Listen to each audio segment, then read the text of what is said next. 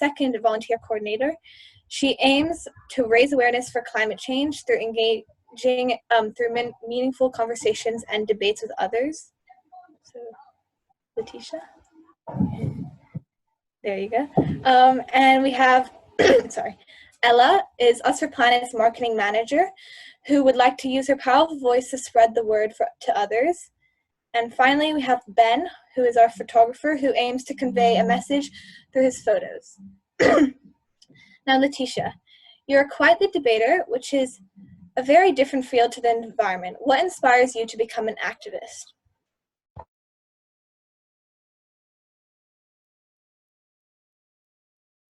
So a lot of my friends appear to care about the environment, but I realized that they didn't actually take any action. And I thought that it was very hypocritical of them when so many high school kids posted their concerns for wildlife or the environment online on social media, but they still get bubble tea in plastic straws or plastic cups twice to thrice a week.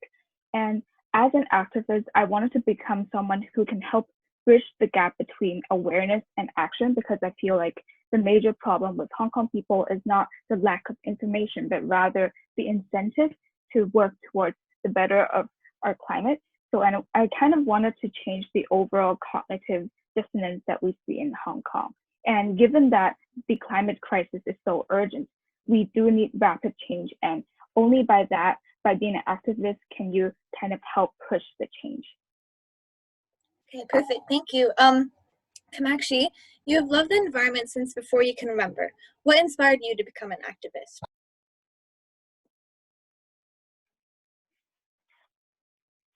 I think, sorry, I was trying to unmute. I think for me, my love for the environment comes from my dad. My dad is super passionate about the environment. And so from a young age, he was very keen to kind of expose me and to show me the natural world. And so that started off by going to the zoo when I was like 2 and 3. And then after a while, we started to go bird watching. And then ever since I was 4, we've been going to national parks every year. And I think I've always loved the environment, but the kind of shift in my attitude towards the environment was probably last summer in Sri Lanka, where I think I rediscovered my love for the environment, in the sense that I started to realize that though we have the environment is so beautiful, we are starting to lose it, and it's really important that we start to take action. And then that's kind of, I used to work on a lot of social issues, but that's when I decided to kind of work on more environmental issues, because I also feel that we can relate to a person more than we can relate to, for example, a coral. We can identify with human emotions. And so personally, I feel that we will eventually come to terms with social issues, and because we can relate to people, and we will be able to kind of take action and support social issues, versus environmental issues are a lot harder to address yourself with, because it's really hard to feel for an animal. It's harder to feel for an animal than it would be to feel for a human, which is I think what inspired me to become an activist. Perfect. Okay. Deeya, you're a great example of how we can make changes to our personal lives. What are some everyday tasks that you can do to help your carbon footprint, and why? There are some really easy ways you can do this. For example, reduce your meat consumption.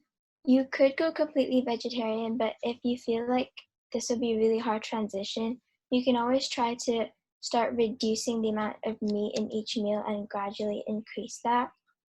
And then always take a walk to places where taking public transport is unnecessary.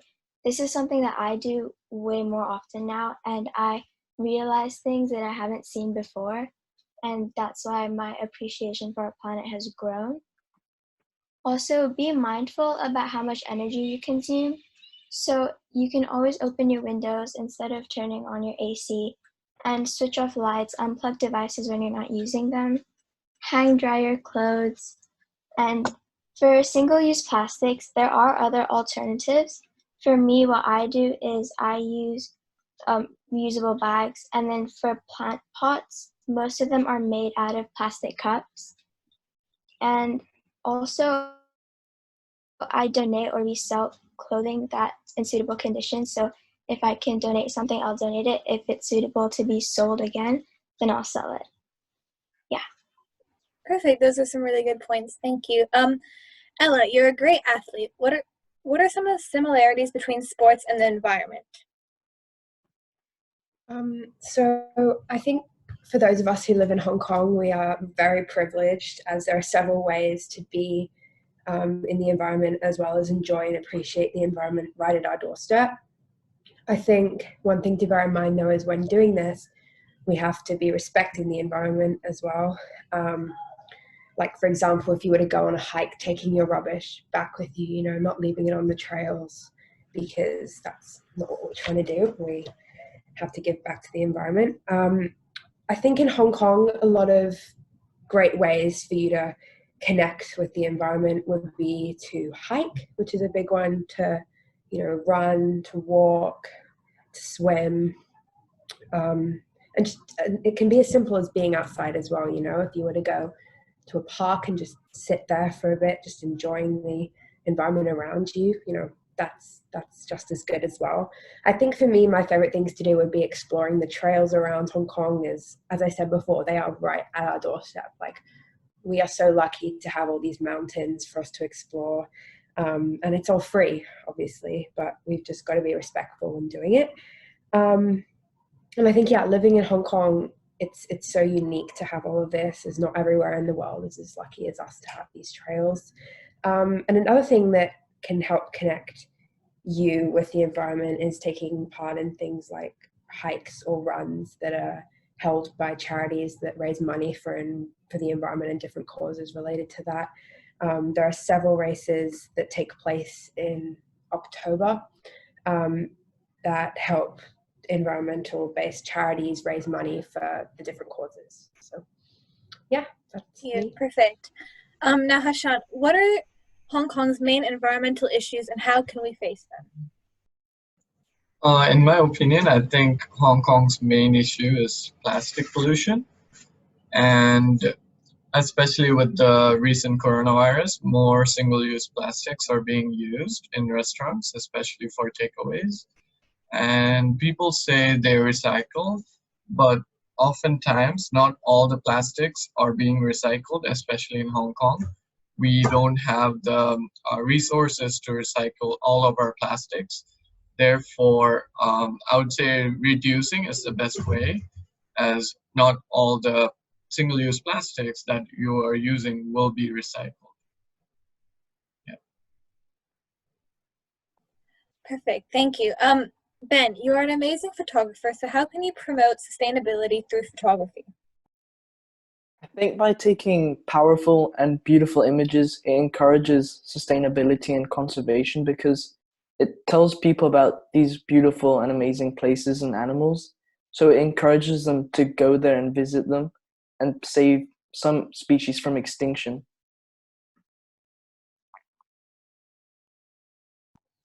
Okay, thank you.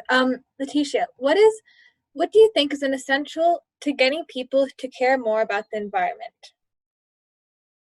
So I actually watched a TED Talk by Per Espen, which is titled How to Transform Apocalypse Fatigue into Action on Global Warming. And in the talk, he mentioned the 5 inner defenses that stop people from engaging, which I think is actually really important to target as part of our outreach as activists. So the 5 inner defenses were distance, doom, dissonance, denial, and identity. So for example, in Hong Kong, a lot of people in Hong Kong feel helpless about the climate crisis. They feel like it's something that only the government or large corporations can change. And as an activist, we have to show them that individual actions do matter, and whatever the daily actions that they take can also help contribute to the crisis for better or worse. And also they feel a sense of doom, which is basically they don't think that they'll be able to do anything. And as aforementioned, you can basically just target what is causing their lack of action and kind of help change that. Yeah. Perfect. Thank you so much. Now, Kamakshi, you are an artist. In what ways have you been able to merge your love for art and the environment?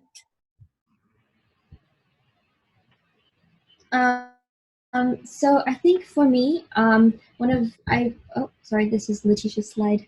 I think I've tried to merge art and the environment in almost all forms of art that I do. So one of my oldest art-related projects was I think I was 8 years old, where I created an art piece about shark fin in Hong Kong, and so it was an art piece that kind of basically spread the message about the fact that we are kind of we're literally cutting off the limbs essentially of an animal, and then we're putting them in a bowl, and what is it really for? Is kind of what I was trying to achieve with that art piece. Another one was there's a coral reef mapping drone boat that a company that a program that I'm working with has designed. And so this coral reef mapping drone boat was to be displayed in PMQ Hong Kong. And so I designed a coral installation, a 3D coral installation to display this boat on. And then if you have a look on the screen, I think a month ago, me and Malu actually painted this wall. We painted an ocean on this wall. I also have a whale behind me that I painted. And then if you look at the round circular yellow thing, that is a stamp that I have carved of a whale. And then the next one is a collage that I actually made yesterday with a group of seven students from Hong Kong who are passionate about the ocean. So we got together and we used recycled paper, and we made this collage of 2 clownfish. That's not a very good picture, but you kind of get the idea with that. And then this yellow stamp is another one that I made of a lady with a bird. Another way that I try to kind of integrate the connection between humans and animals through art. And then these are some watercolor pieces that I've done.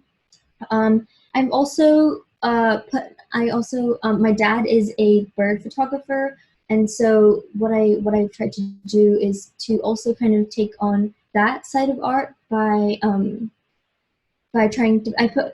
This summer I actually put myself on a photography challenge where I decided one bird that I was going to take a picture of. And so it was a green bee eater.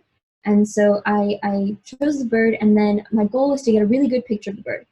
So I first got a really good picture of the bird. Then my second goal was to get a really good picture of the bird with another, like just 2 of the same bird together. Then I achieved that goal. And then the third, and probably one of the more difficult ones, was to get the bee eater with bee in its mouth, because bee eaters eat bees. And then I was able to do that. I actually managed to get a baby bee eater and a mother bee eater, and the mother was feeding the baby, which was really, really cool. And then the last goal that I set myself on was getting a bee eater in flight, which is probably one of the more difficult ones, which I think I was able to do. And so I think trying to integrate kind of art and the environment is really powerful, because I think, I don't know, I really agree with the statement that a picture can speak more than words. And also I think doing art leaves it kind of open to interpretation. I think it kind of allows people to interpret the environment in the way that they want to, rather than only being in the way that we see it. Yeah. Yeah, definitely. Thank you. That was really interesting. Now, Ella, you're a health enthusiast. What are some eco-friendly restaurants and shops in Hong Kong, and what are the benefits of shopping there? So I think in terms of eco-friendly restaurants and shops, as mentioned, I think Hong Kong's improved a lot over the past few years. So I have listed some of my favorite eco-friendly restaurants, so I'm just going to go for it. We have Treehouse, which does salads, so bowls and wraps. Mana, which does wraps and salads. Nude Food, which does salads and sandwiches. And these are like in all the pure gyms around Hong Kong. Kind Kitchen, which is an innovative, globally inspired plant-based restaurant. Vita, which does Middle Eastern plant-based food, Fresca, which does salads, Super Bowl, which does acai bowls, Sweet Pea Cafe, which is cakes and bagels. I had a birthday cake from there the other year and it was amazing. The Cakery, which also does cakes and cupcakes, they're so good. And then restaurants that do vegan menus or vegetarian menus would be Mama San, which is Southeast Asian food, Beef and Liberty, which is well known for their burgers, Madame Fu, which is once again amazing, has several vegetarian and vegan menus, and they do dim sum and noodles. And the Upper House, which is a bit more fancy, the hotel, the Upper House, has Cafe 2 for high tea, and they do an amazing vegan menu as well. And a lot more restaurants across Hong Kong are starting to introduce impossible foods, so impossible burgers, impossible fries, things like that. And some of you may know Grassroots, which was also a very good plant-based restaurant in Hong Kong. It's still there, but the owners changed the name of it to Nectar, and it's now a vegan fine dining restaurant. So if you want something a little more fancy, I recommend that. And then in terms of shops, there's Green Common, Spicebox Organics, The Corner Block in Central, Slowwood, which is new and has a store in Kennedy Town and DB, Edgar, Live Zero, Lush, Plastic Free HK, and Seed. And a lot of supermarkets are improving as well with like vegan and vegetarian sections. And the benefits at shopping or eating at these places are you're supporting sustainable businesses. So, you know, you're making good choices, you're eating healthy, good food, and you're giving these businesses that are doing good things for the planet, you know, you're supporting them. And you're buying things that you can reuse and you can use several times again. And you're helping the environment. It feels good. And yeah, that's about it. Perfect. That's really helpful. Deeya, you have lived in Hong Kong for a long time. In Hong Kong, one of the largest climate-related issues is air pollution. What is air pollution and how does it affect our health? Air pollution is like the release of harmful substances into the air, and these are damaging to our health and our planet. So for example, from landfills, like the waste in landfills, methane gas is released, and it traps up to 20 times more heat than carbon dioxide. And carbon dioxide traps radiation at ground level, and both these gases increase our Earth's temperature. And air pollution affects us in many ways. You can experience irritation in your eyes, your throat, you can get respiratory diseases, cardiovascular damage, and headaches, and you can experience fatigue in high levels of air pollution.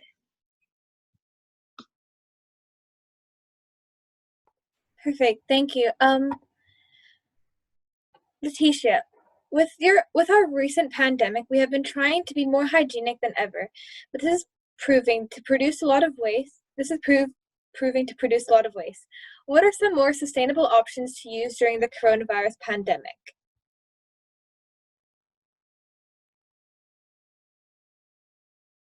Sorry, I was trying to unmute myself. So obviously, even though we're trying to maintain our health, we should also try to live as conscious as possible. So the first tip is to use bar soaps instead of soaps in plastic bottles because they work just as well, if not better. And they're completely gone after using them versus you'll have a plastic bottle after using the conventional plastic soaps. And I've seen some people using cloth masks on top of your surgical face masks or inserting filters into these cloth masks. So you can kind of prolong the lifespan of your surgical mask instead of, so for example, some people have been using one every 2 days instead of throwing like 2 surgical face masks per day. And I've seen people using single-use plastic gloves just to avoid touching everything in public. But personally, I don't think that is necessary, especially if you sanitize your hands well. So I think some part of that is kind of redundant, but yeah. Okay, thank you. Ben, you're an avid bird watcher. How can you enjoy Hong Kong's nature but still social distance and stay safe? So you can go hiking or bird watching or even find some endemic fish in the ponds of Hong Kong. And social distancing shouldn't really restrict you to be going out in nature. It's exercise and it helps you explore. or you can explore Hong Kong, find different areas and different animals, and you can just do it with your family or friends, and it doesn't put anyone at risk.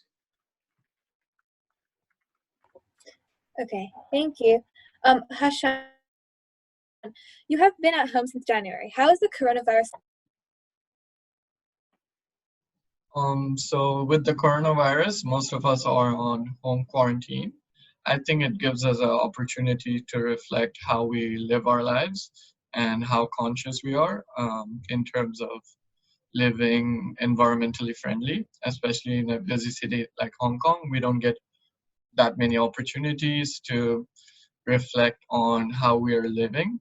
So I've taken this time to be more mindful, maybe reduce and downsize on the things that I don't consider very environmentally friendly. For example, I downsized my um, wardrobe and I donated all the clothes in the places, the donation boxes. I think it really gives us a chance to reflect on our decisions that are affecting the environment. Okay, thank you. Kamakshi, as a climate activist, you have explored many ways to inspire people to act against climate change, and time again, it has proven to be quite difficult. Why do you think there's a lack of action when it comes to climate-related issues? Personally, I think from what I've experienced, one of the biggest reasons why I feel like there's a lack of action is personally what drives me to act is that I've seen really beautiful forests and really really beautiful oceans as well, and so I think for me I see what we have to protect, and that's what makes me act. Versus for some people, I think that perhaps one of the biggest reasons why I feel like people aren't acting is because they haven't seen the beauty of the natural world that we actually have to protect. And even if they have seen it, they would have seen it mostly digitally. And sometimes if you see things on the internet, you don't necessarily believe it to be true. I think if you see pictures of beautiful reefs, it seems as if it's been photoshopped to look that beautiful. But in reality, when you go to Hong Kong, in Hong Kong, you don't really go to the beach to like, I don't know, to play with the sand or go swimming. Most of the time you'll go to the beach for beach cleanups. And so the kind of perception that people in Hong Kong have of the environment is very limited, I think. Though only 27% of Hong Kong is developed, it still does. I think it still does have a really big impact on our opinions and our kind of commitment to the environment. I also think that another really big reason why people aren't acting against the climate is that the climate change seems like such a large issue. I actually watched a documentary on Friday night about biomass and renewable energy, and I think it kind of made me a little bit disappointed in the fact that it was a very intense documentary. It was kind of like telling us the harsh truth of renewable energy and biomass and companies that say they're using renewable energy. And I think that another reason why people don't act is because climate change seems like such a really big issue, and it seems really difficult to act. Like, where do I start? Where would I start to act? Like, how can I make a difference? Because something I do is going to be so insignificant compared to the bigger picture. And so I think those are the main two reasons why there's a kind of lack of action when it comes to climate-related issues. Thank you. Ben, you're interested in animal cruelty. What are some of the most endangered creatures in Hong Kong, and how can we help? So the Chinese pangolin and the pink dolphin, they're both critically endangered. The pink dolphin, recently, they found out that there are only about 35 left, and this obviously isn't good, and they're at risk of extinction. So by promoting the tourism, like nature tourism, conservation tourism is, well, how to save the animals, but you should be careful with what trips you go on to see the pink dolphins, as some of them actually scare away the dolphins or don't even go to the places where they are. And the Chinese pangolin is a bit more difficult to support as it's very shy and elusive and you rarely see it. And the scales are used as traditional medicine, and they're poached as a really easy target. And they're actually the most poached animal in the world. So to support them, if you ever see any pangolin scales or any animal parts in a shop, you should obviously contact the police and just in general raise awareness of these species to help them. Thank you. Ella, what are the negative impacts coronavirus has on the environment? Okay, so whilst there are several positive, which is so incredible and so great, like the canals in Venice clearing, there are obviously also some negatives. Some more obvious than others, like obviously everyone's wearing masks, which are wasteful, as you know, you wear one, you take it off, you throw it out, you put another one on. And there are a lot of people in hospitals, which unfortunately there's nothing we can do about that. And there's a lot of medical equipment being used, meaning a lot of medical waste. And it is needed, you know, these supplies are needed, so we can't really change that. And then a lot of coffee shops and cafes, from my experience, like my local coffee shop in Kennedy Town, they won't accept reusable coffee cups or containers anymore because of hygiene reasons. So they're back to using the plastic cups and the plastic lids, and no like reusable metal straws or reusable cutlery, which is unfortunate, but it's obviously a step that they have to take because of the current situation. Thank you. Kamakshi, you have been working on various climate-related endeavors during this time at home. What are ways to continue to support the climate but stay isolated? Oh, okay. Sorry, I didn't realize that my camera had turned off. So I think that maybe I give some examples of climate-related endeavors. So one of them is definitely Us for Planet. We actually interviewed, we prepared the actual the application process and interviewed our new team, and we recruited our new team during coronavirus. So I think that's one of the things that we've done during coronavirus while we stayed isolated. And then one of the other things that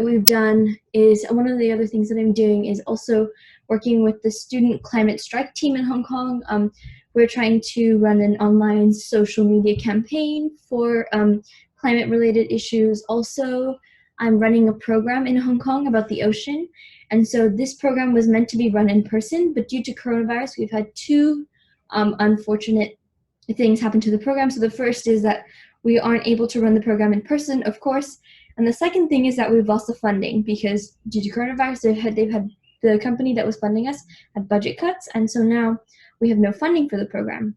And so we've kind of had to come up with a way to run the program in parallel, but online, and also find a way to run this program with kind of little to no cost. And so I think this has kind of given me some ideas as to how you guys can contribute to the environment with staying isolated and also for a low cost. So I think one of the main, something that's really big is trying to start a social media campaign online. I think one of the biggest things that we can do for the environment at this time, because it's really difficult to do more practical work, would be to raise awareness. So starting an online social media campaign. Another really big thing that I think is happening now is that because we're all at home, we're all starting to try new things that we haven't done before. And so one thing that you can do is to try and make new changes in your life that are more sustainable. So whether it is going vegan or vegetarian, you can attempt to do that. Or if you want to, start using more renewable energy in your household, I think this is the perfect time to make changes in your life because we have the time to invest to kind of making that shift. And I think another thing that you can start to do is for the climate, it's really difficult to start to act unless you're educated. And so another thing that you can do is educate yourself on the issue. So start to learn a lot about what climate change really is, why it's happening, and what we can scientifically actually do. I think, yeah, that's what you can do while staying isolated. Thank you. Now, last but not least, Deeya, as the Us for Planet volunteer coordinator, how can you involve yourself in the Us for Planet community? You can do this in many ways. Follow us on social media, Twitter, Facebook, Instagram, all three are Us for Planet. You can also look at our website, and there you have our timeline and see our journey. And then whenever you sign up to be a volunteer for each event like this one, you are already involved. So these are the things you can do to stay updated, educated, and informed. Thank you. Thank you to our panelists for those interesting responses. It is great to have you guys on our team. Now we have the opportunity for some audience questions. Feel free to turn on your microphones and ask questions to any of our panelists. Does anyone have questions?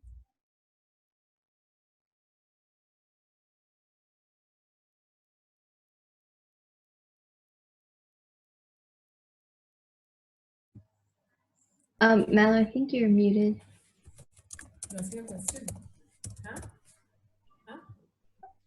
Oh, do you have a question?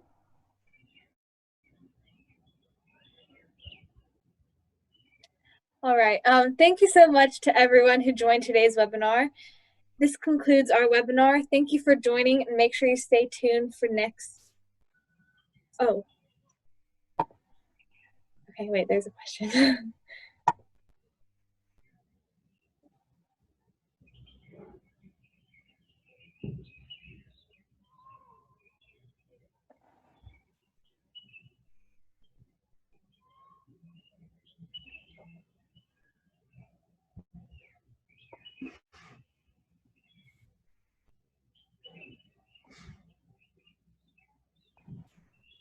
Feel free to write out the question or.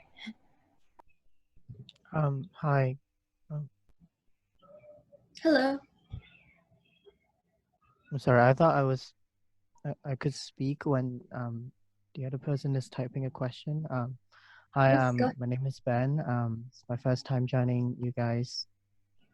Any event. I'm really inspired by all of you, seeing your very young faces, that you're doing this and you're having a group that's very active on social media. And I just want to know if there's any upcoming events coming, or are you guys just going to continue posting every day on Instagram, or what is the direction going forward? Because I would love to be involved, maybe volunteering or participating in your events. So I just want to know what's next for Us for Planet. Thank you. Perhaps I could answer that question.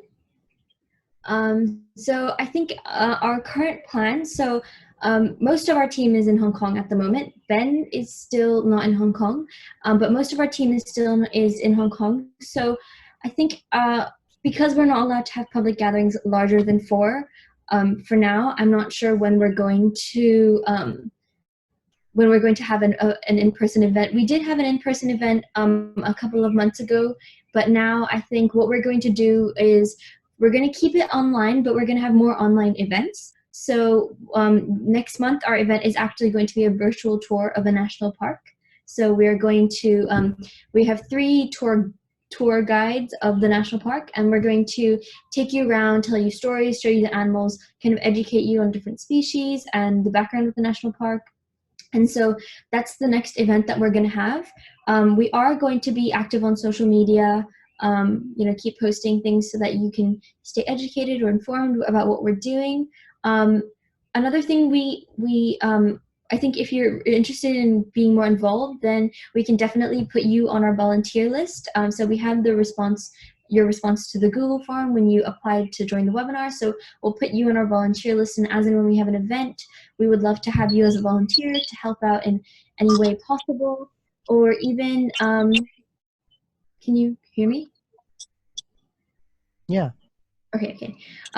Or even if you need to, I think another really great thing that you could be doing is that we will, another really great thing that we're going to be doing with Us for Planet is as and when we can have in-person events, we will have them. I think for now, it looks like we might be having more in-person events towards the end of May, maybe beginning of June. we're really looking forward to in-person events. We have a lot of ideas. So yes, hopefully that answers your question. Yeah, great. And are you guys all students? So is this a student exclusive group, or is everyone welcome to join? I think Hasshan can answer that question. Yeah, sure. This isn't a student exclusive group, but most of us, all of us are students, but hopefully we do have, there is no age limit. So I think anyone can contribute. So this isn't a student exclusive group by any means. Yeah, I think it's not student inclusive, but we do like, I think that the reason why we have mostly students is because we want to kind of give students that opportunity to actually participate, because most organizations have a like age limit for the younger ages, rather than like there's no age limit of like how old you can be, but there is, I mean, you have to be a certain age to join, and usually that age is 17, which means that a lot of us can't do something. So we like to keep the age the age boundary lower than other environmental groups, but we're definitely open to having anybody work with us. Yeah. Great. I'm actually in university now, so it's great to see you guys still in, I think, secondary school, doing what you're doing. And just want to say, it's great to see young people working on this issue, because concerns your future. And if I look a mess now, I can have my camera on, but I don't want to be on film. But it's great to see all of you virtually, and I hope in the future I can join one of your events. Thanks. Great.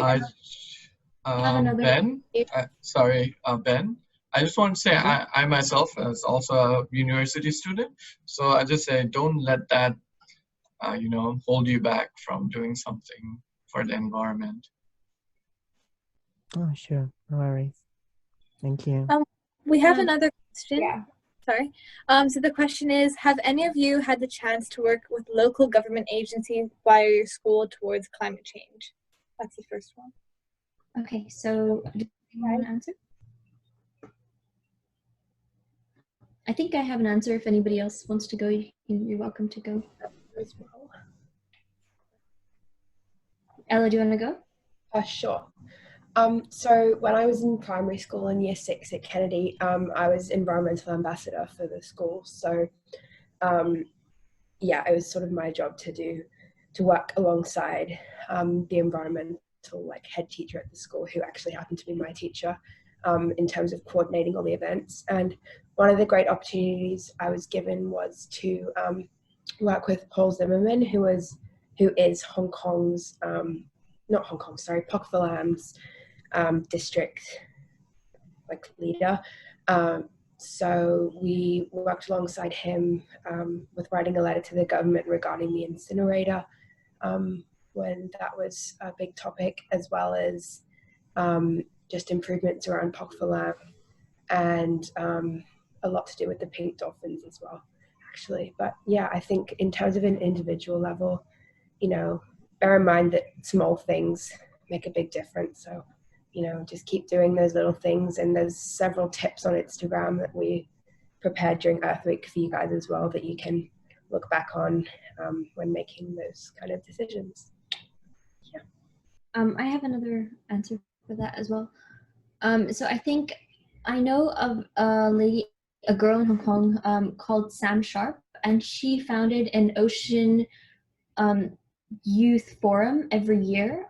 Basically, it's an annual ocean youth forum where youth who are passionate about the ocean and the environment can come, and they can. It's with basically students and government officials. So government officials come to this event, and so do these youth, and the youth basically get a chance to interact with the government and kind of ask them what they're doing to contribute to the ocean.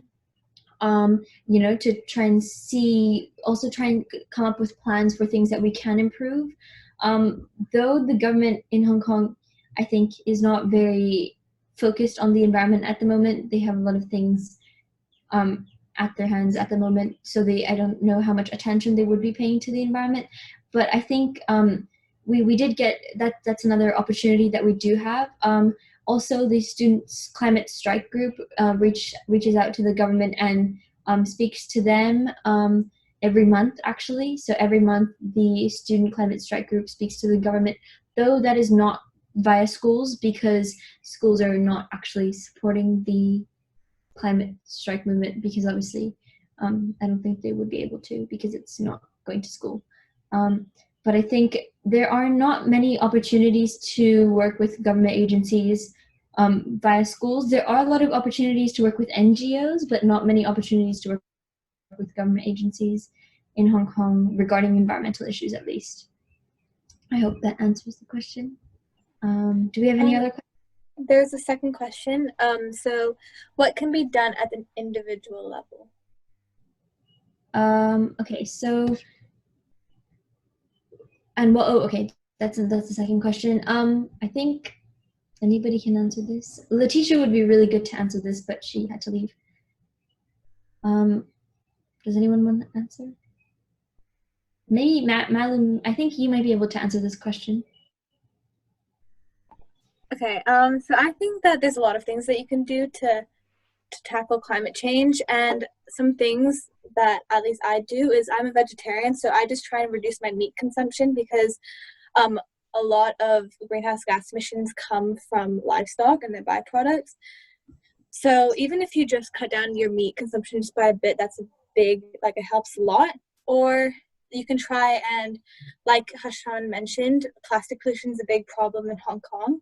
So if you can reduce your single-use plastic, that's one of the biggest things you can do, because obviously producing plastic uses a lot of energy. So to do that, just by using a reusable bottle or maybe a reusable bag. And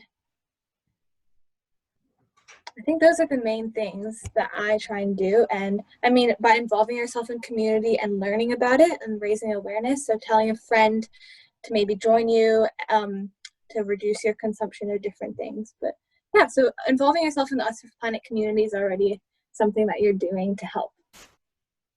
I think another thing you can do is try and channel whatever it is you're already doing, and then try and turn that into support for the environment. I don't know if that makes a lot of sense, but basically what I mean is, so do whatever it is that you already love to do, and then sort of channel it in the direction where that supports the environment. So whether it's, for example, Ella, who likes running and sports and staying healthy, and then she kind of tries to channel that with the environment by being healthy in a more sustainable way. So that could mean going vegetarian, or even cutting down, using more reusable products. And also, for example, if we look at Ben, so Ben was a photographer, and then kind of turned that to the environment by focusing on wildlife photography and trying to convey a message through that. Or even me, I like to do art, and so I like to kind of channel that by doing art about the environment. And so I don't think, and there is a lot of changes you can make to your life, but also seeing what you're already doing and how you can just turn that into something climate related is a place where you can start if you feel you're not ready, or it's a little difficult for you to start to make other changes in your life yet. Then that might be a start. Does anybody have any other questions or any other answers they want to contribute? No, that was great. Any other question? Oh, he said, thank you to all. It's been informative that with how youngsters think today, and help us to formulate our strategy better and how we can help in your endeavors. Thank you. I think this was really useful. I don't have any other comments, questions. Malu, do you want to wrap up? Sure. Thank you so much to everyone who joined today's webinar. I hope it was helpful. To conclude our webinar, thank you for joining, and make sure to stay tuned for next month's event.